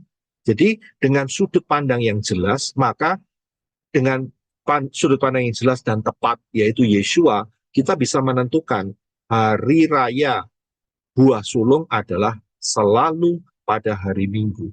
Tapi kalau ngikutin tradisinya Yahudi, harinya berubah-ubah. Sudah bisa lihat? Ya, sudah lihat. Nah, oke. Jadi paham ya, peristiwa ini adalah berbicara mengenai peristiwa buah sulung. Yesua bawa jiwa-jiwa yang ada sebelum kematian Yesua, yang sudah mati, yang berada di dalam pangkuan Abraham, dibawa ke Syamayim pada hari Minggu. Ya, nah, saudara perhatikan, bagaimana dengan perayaan Shavuot? Tadi kan perayaan buah sulung. Kita sudah dapat perayaan buah sulung itu selalu hari Minggu. Ya, ayatnya ada di dalam Imamat 23, ayat 15-16. Bisa minta tolong Brother Henok bisa dibaca sekali lagi. Imamat 23 ayat 15. Dan kamu harus menghitung bagimu dari hari setelah Sabat itu, dari hari kedatanganmu membawa berkas persembahan ayunan, itu harus genap 7 pekan, 16. Sampai pada hari setelah Sabat yang ke-7, kamu harus menghitung 50 hari, dan kamu harus mempersembahkan persembahan sajian yang baru kepada Yahweh. Ya, terima kasih. Saya akan pelan-pelan menjelaskan dua ayat ini. Ini dua ayat ini kritikal sekali, saudara. Sangat kritikal sekali. Perhatikan baik-baik. Fokuskan energi saudara di dua ayat ini. Saya akan jelaskan. Dan saya harus jelaskan supaya betul-betul saudara paham. Ya, saudara perhatikan. Di sini ada dua kata syabat. Pertama ayat 15 dan yang kedua ayat 16. Ya, ayat 15 dikatakan, kamu harus menghitung bagimu hari setelah Sabat itu, hitungnya berapa? Yaitu genap 7 pekan. Itu ayat 15. Sedangkan ayat 16 dikatakan, hari setelah Sabat yang ke-7, kamu harus menghitung 50 hari. Saya bisa lihat, saya berikan gambarannya secara gampang, yaitu lihat seperti ini.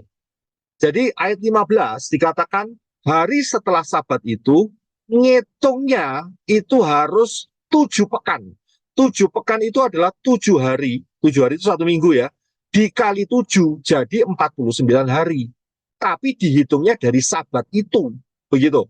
Nah, sedangkan ayat 16, perhatikan. Ya, sampai pada hari setelah Sabat yang ke-7 harus menghitung 50 hari. Jelas ya? Yang satu warna merah, yang satu warna biru. Yang satu Sabat warna merah, yang satu Sabat warna biru. Udah paham? Bisa lihat?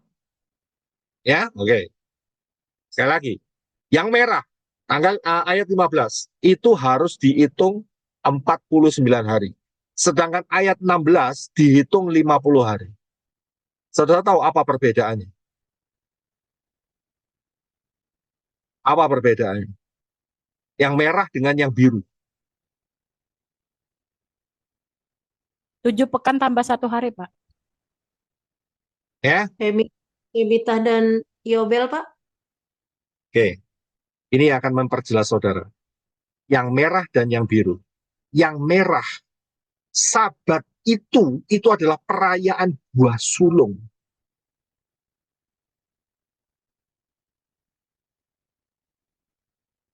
Ya. Jadi perayaan buah sulung ya dihitung 49 hari dan kemudian ayat ini disandingkan dengan ayat yang ke-16.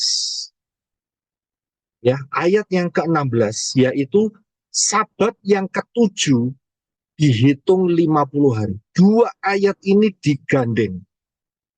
Ya, ingat dulu enggak ada ayat, enggak ada fatsal, tapi ini merupakan satu kesatuan. Ya, satu kesatuan. Mereka yang pakai list di atas itu, mereka hanya menghitungnya melalui ayat 15. Saya tunjukkan. Yaitu berkata Sabat itu setelah, yaitu perayaan apa? Perayaan, bukan Sabat itu. Ya, Sabat itu yang dimaksud Sabat itu adalah perayaan roti tidak beragi. Saya bisa lihat, inilah yang selalu diambil sebagai patokan 16 Nisan. Bisa lihat, 16 Nisan. Padahal ayat 15 itu bukan berbicara soal tanggal 16 Nisannya, bukan. Karena ayat ini harus digabung dengan ayat yang ke-16. Ya, ayat 16. Karena ayat 16 itu berkata Sabat yang ke-7. Sabat yang ke-7 itu Sabat apa? Yaitu Sabat mingguan. Dari Sabat mingguan itu dihitung 50 hari. Tapi Sabat itu, yaitu buah sulungnya, itu ditambah 49 hari. Jatuhnya sama, saudara. Jadi ngitungnya itu harus pada hari Sabat mingguan. Ya, jadi setelah Sabat mingguan, besoknya itu adalah perayaan buah sulung. Kalau dihitung dari Sabat mingguan, itu ditambah 50 hari. Tapi kalau dihitung dari perayaan Sabat buah sulung, karena sudah diambil 1 hari besoknya, maka harus ditambah 49 hari. Lah podo wae itu. Bisa lihat? Ya. Nah, dari sinilah kita bisa kelihatan, ya, dari dua ayat ini, maka kita lihat, bahwa ayat 16 itu adalah Sabat yang ke-7, itu Sabat mingguan. Sabat mingguan, saya garis bawah. Sabat ke-7, itu Sabat mingguan. Jadi buah sulung itu selalu jatuhnya hari Minggu, saudara. Iya kan? Dan perayaan Syafuot juga selalu jatuhnya pada hari Minggu. Nek nggak percaya hitungan, saudara. Jatuhnya pada hari Minggu. Ya, jatuhnya selalu hari Minggu. Startnya adalah Minggu. Setelah, maksud saya adalah saat dimulainya perayaan buah sulung yang jatuhnya hari Minggu. Karena setelah kebangkitan Yeshua, ya, setelah kebangkitan daripada Yeshua bangkitnya Sabat. Besoknya perayaan buah sulung. Ya, tapi ingat, karena tidak diakui oleh ahli-ahli Torah, imam-imam besar saat itu, jadi mereka mengubah konsepnya. Ya, mereka mengubah konsepnya. Mereka hanya ambil ayat 15 yang sebetulnya Sabat itu adalah perayaan buah sulung, tapi mereka ambil Sabat itu adalah perayaan roti tidak beragi. Itulah titiknya. Itulah titiknya. Karena mereka menolak Yeshua, termasuk kebangkitannya. Mereka menolak sampai hari ini. Karena itu mereka ambil ayat 15 ini, Sabat itu, yang ayat 15 ya, yang saya kasih warna hitam lebih besar, Sabat itu buat mereka ya, bukan buat kita, buat mereka adalah perayaan roti tidak beragi, 16 Nisan. Karena itu daftar mereka selalu sama tanggalnya, 16 Nisan sampai 5 Sivan. Selalu sama. Ya, selalu sama. Karena mereka menolak Yeshua. Ya. Nah, sedangkan kita menerima Yeshua. Sudut pandang kita adalah Yeshua sebagai penggenapnya. Karena itu ayat 15 ini bagi kita adalah perayaan buah sulung. Nah, kalau sudah hari itu perayaan buah sulung, maka ngitungnya ditambah 49 hari.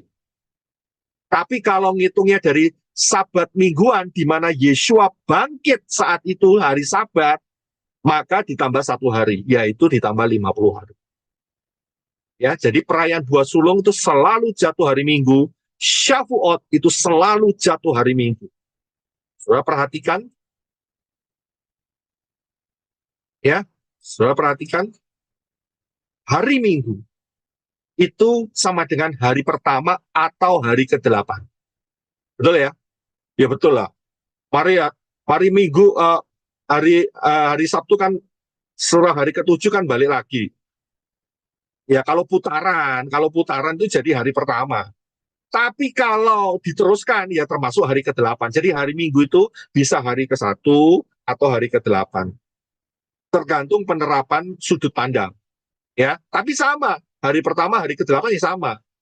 Nah, angka 8 itu hurufnya adalah huruf Chet. Dan huruf Chet itu adalah piktografnya adalah pagar yang melindungi atau permulaan yang baru. Ya. Kalau permulaan yang baru bisa dilihat di dalam 2 Korintus 5:17. Saya nggak catat ayatnya di sini, mungkin Brother Henok bisa bantu baca. 2 Korintus 5:17.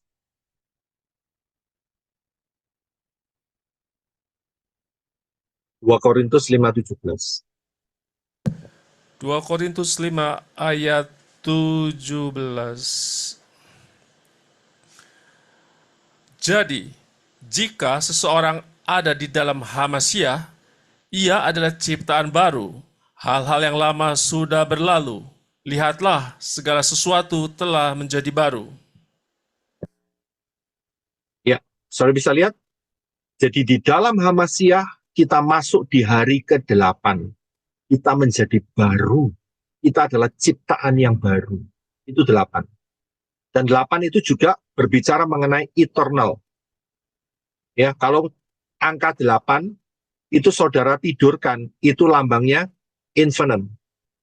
Ya, terhingga. Itu lambangnya adalah 8 yang ditidurkan, infinite. Selama-lamanya. Kekal, itu angka 8. Kekekalan.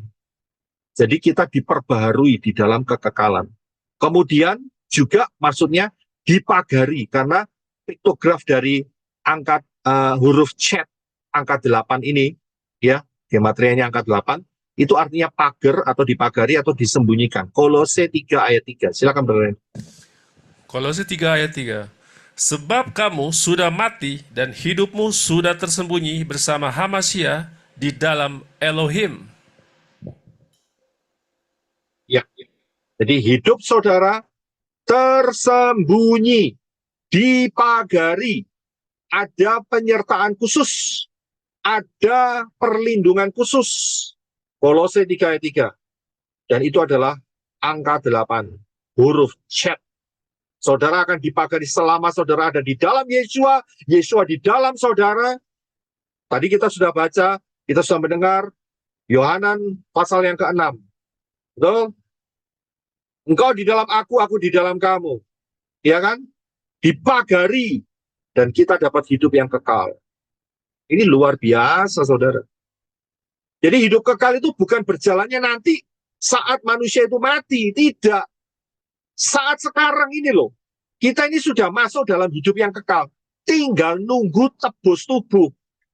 Tebus rohnya sudah. Tebus tubuhnya nanti ngenteni rapture. Lagi nunggu saat rapture. Saya bisa lihat. Jadi hidup kekal itu kita sudah mulai sekarang. Sudah dimulai. Saat saudara percaya, beriman kepada Yeshua HaMashiach, menerima baptisan baptisan dengan nama yang benar, ya, nama Yahweh, nama Yeshua dan Ruah Yahweh Elohim, dan saudara belajar daftar Elohim, penuh dan dipimpin oleh Ruah Yahweh Elohim, itulah kehidupan kekal. Dan saudara dilindungi. Yeshua mengatakan tidak ada satu orang atau tidak ada sesuatu pun yang sanggup merebut kamu dari tangan Yeshua HaMashiach. Itu perlindungan. Saya bisa lihat? Ya, jadi huruf C ini perlindungan. Di sini kita bisa memahami sedikit kembali ke atas. Ya. Mengapa kita merayakan Shavuot dengan satu perhitungan dari hari Minggu.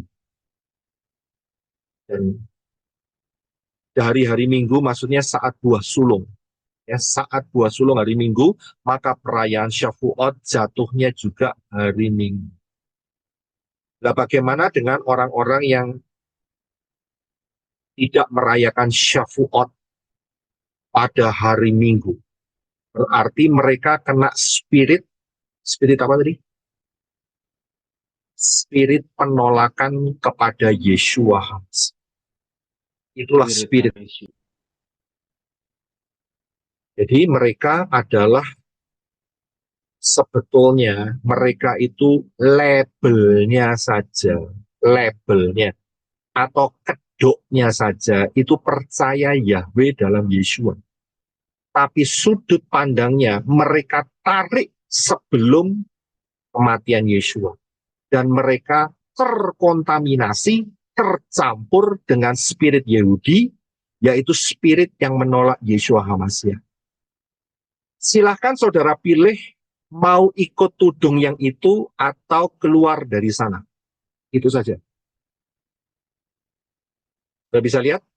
Karena mereka mempercayai ya bahwa mereka betul-betul mengikuti pola yang benar dari Yahudi. Ternyata apa yang terjadi? Orang Yahudi, saya sudah katakan, sebagian besar menolak Yeshua. Mereka menolak Yeshua. Tadi saya sudah buktikan ayat-ayatnya. Bahkan lebih mengerikan lagi, mereka menghujat Roh Kudus. Mereka menghujat Ruah Yahweh Elohim. Terbukti sepak terjangnya, ya, dengan statement-statement yang mereka katakan bahwa Yeshua tidak mengajarkan speak in tongue. Berarti mereka sudah mulai masuk di daerah abu-abu yang mengarah kepada penolakan terhadap karya Ruah Yahweh Elohim. Yang jelas, statement itu dikeluarkan oleh onta yang rokokan. Channelnya di sono. Jadi sangat jelas. Ya, spirit apa yang ada di dalam tudung selalu kita bisa melihat dengan kejelasan karena kita melihat dari sudut pandang yang benar dan mereka selalu mengarahkan, ditarik semua sebelum Yeshua HaMashiach mati dan bangkit dan naik ke Syamayim. Saudara perhatikan saja. Dari peristiwa Tisbe Ba'av, mereka rayakan. Saya sudah jelaskan, perayaan Tisbe Ba'av itu adalah perayaan morning. Morning bukan morning pagi ya. Morn itu duka cita. Duka cita karena bait sucinya diruntuhkan oleh Titus. Ya, yang pertama diobrak-abrik oleh Nebukadnezar, yang kedua dihancurin oleh Titus. Sebetulnya kenapa dirayain? Lah yang itu salah-salah mereka sendiri, karena mereka yang pertama adalah jatuh dalam penyembahan berhala, yang kedua adalah menolak Yeshua. Nah, berarti di dalam tudung ini tersusupi spirit menolak Yeshua, saudara. Wow, mengerikan sekali loh. Ini benar loh, saudara.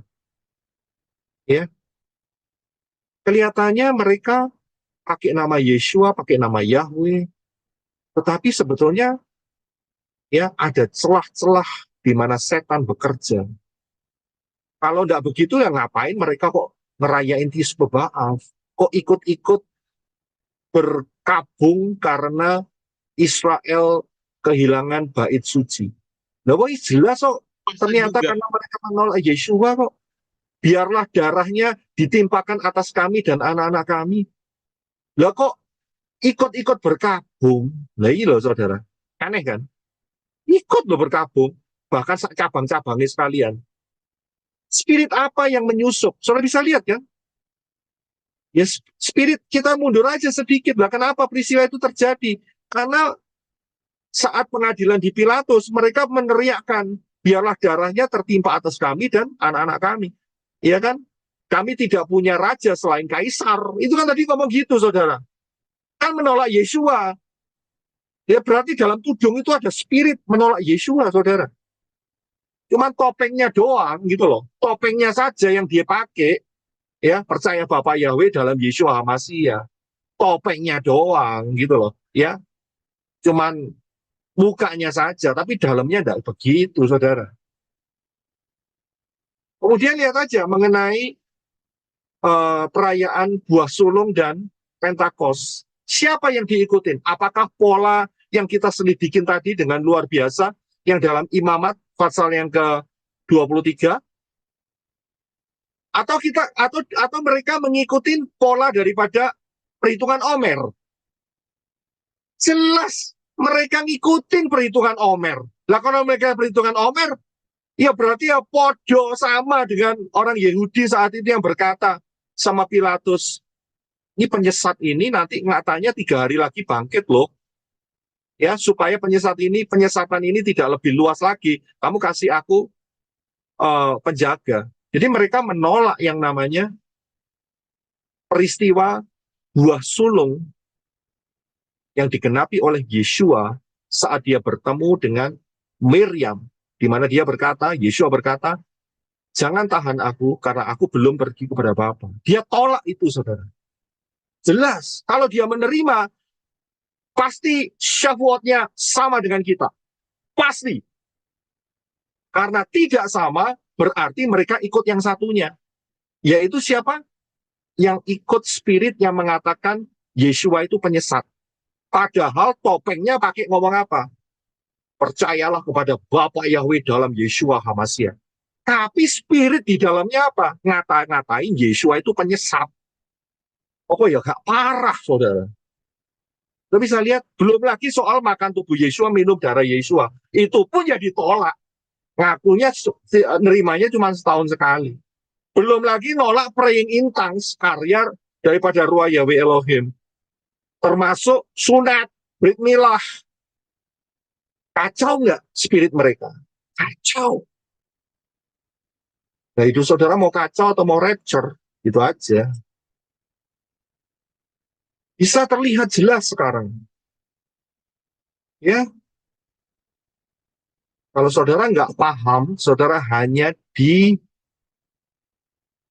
dimanipulasi. Ya, dimanipulasi dengan faham-faham mereka. Sebetulnya salah mereka. Jelas. Kelihatan kok. Sangat-sangat jelas. Apalagi hari ini. Ya. Sangat-sangat jelas sekali. Jadi, saya tahu jalan yang benar. Pengajaran yang mana yang benar. Ya. Semoga masih ada waktu buat mereka untuk bertobat. Biasanya wangel, saudara.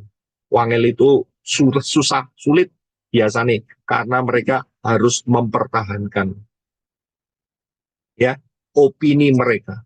Sulit, saudara. Sulit sekali. Lepas dari ini, spirit ini, ya, kedoknya manis banget, saudara. Yahweh di dalam Yeshua HaMashiach.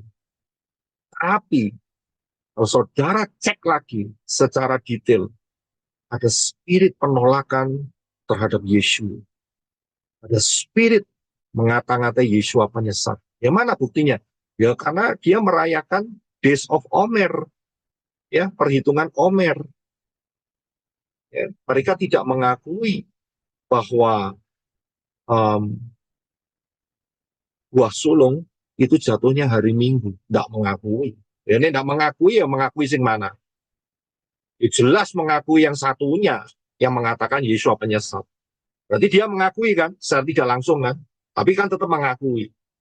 Saya nggak mengakui, karena itu tak kasih tahu bahwa Pentecost, Shavuot, selalu hari Minggu. Kode-kodenya jelas sekali. Firmannya jelas sekali. Sangat, sangat jelas. Saudara clear dalam hal ini. Spirit apa yang ada di dalam mereka. Ya. Nggak gampang ngerombak, karena mereka sudah jadi gurita yang sangat dalam sekali kaki-kakinya. Tapi biarin saja. Fokus kita adalah rapture. Nggak usah digubris, biarin saja. Ya, fokus kita adalah rapture yang sudah tidak lama lagi akan terjadi. Ya, kalau mereka mengata-ngatai, ampuni saja, ambil saja mahkota-mahkotanya. Begitu saja. Nggak usah terlalu repot. Ya kan? Tapi kita sudah bisa melihat roh apa yang menyusup di dalam tudung dan juga di dalam channel onta rokok, onta yang rokokan. Ya, sangat jelas sekali. Belum lagi didukung dengan anak cabangnya dia, mereka. Entah yang di Indonesia Timur kah, entah yang di mana, terserah. Ya kan, terserah. Rata-rata mereka menolak speak inta. Apa mana nek sing ada sing itu. Mana itu namanya pengajaran yang mengatakan kalau ternyata dibuktikan penelitian ini benar bahwa speak intang itu dari voodoo. Sisan parah, sisan itu spiritnya. Keputusan di tangan saudara, mau rapture atau ketinggalan karena disusupi dengan spirit-spirit penolakan terhadap Yeshua dan spirit-spirit mengatakan Yeshua itu penyesat. Keputusan di tangan saudara, tapi buat saya mau tetap penuh dan dipimpin oleh Ruach Yahweh Elohim sampai saya terangkat masuk dalam rapture beserta semua tim dan semua manusia-manusia Elohim yang ada di pelayanan menorah. Ya, haleluya. Amin. Karena itu, menurut saudara, perlu nggak untuk baptisan peneguhan? Lihat, kalau saudara merasa, perlu, Pak. kalau saudara sekali, Pak.